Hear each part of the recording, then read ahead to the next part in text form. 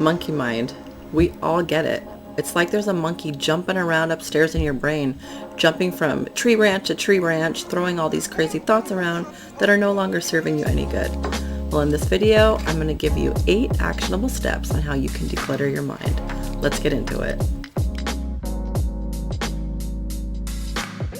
Hey guys, I'm Laura. Welcome back to my channel, and if you're new here, it's nice to see you. Welcome to the community. If you want to like the video that you see, that's fantastic, and feel free to subscribe if you want to be a part of a great community of like-minded folks. I am a happiness and spiritual coach. I help guide clients to a better life through reaching goals and outcomes that result in happiness and spiritual wellness. And in today's video, it's a part 2. If you missed part 1 of how to declutter the mind, I'll leave a link in the description box below and you can go check that out. So today, let's get started with step 1 of how to declutter your mind.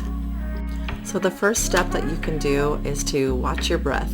I know it's very simple, but this is the opposite of multitasking. So what you do is you really just pay attention to the breath going in as you inhale, and then as you exhale. And you can do this 5 or 6 times, and go ahead and expand that awareness to the rest of your body and maybe your environment. It really helps to kind of give you a clear head, and it helps if if you're not living in the past or the future, but living in the now, and just breathe.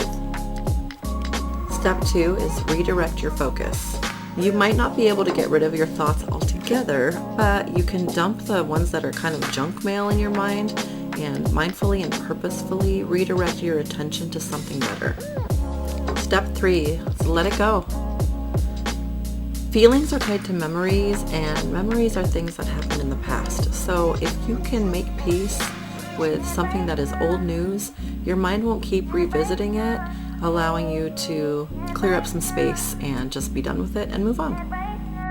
Step 4 is acceptance. So now that we've let it go, now let it be. Stop living in resistance. Acceptance is the opposite of resistance, and all stress and negative emotions are resistance.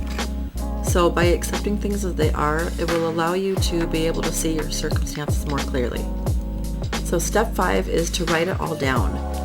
Getting it down usually is a cleansing of sorts, and you don't even really need to think and plan out what it is that you're going to write.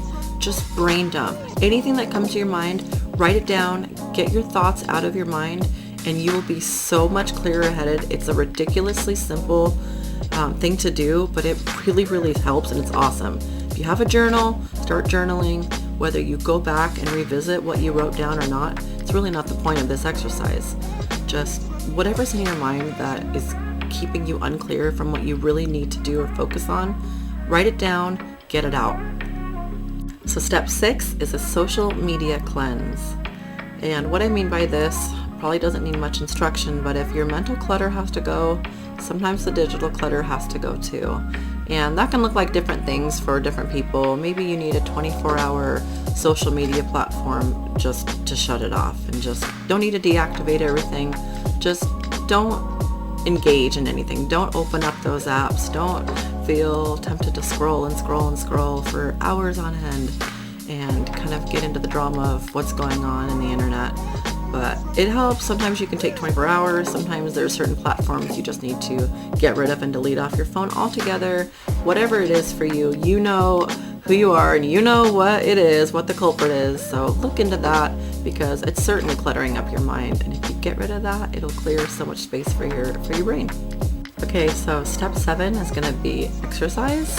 And I know this sounds so easy, but it is. So give it a try, because we all know what physical benefits exercising can do for you. But if you can get in the zone and put your earbuds in and just kind of do your music, do your thing, and sweat it out, it is so cleansing for your mental clutter.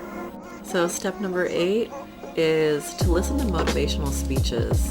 This is something that I don't think a lot of people really think about too often, but if you put your earbuds in and you listen to someone give a really great motivational speech, not only does it distract you from your current monkey mind and the thought process you have going on at the moment, but it can really help you to feel empowered, focus on your strengths and things that you're grateful for.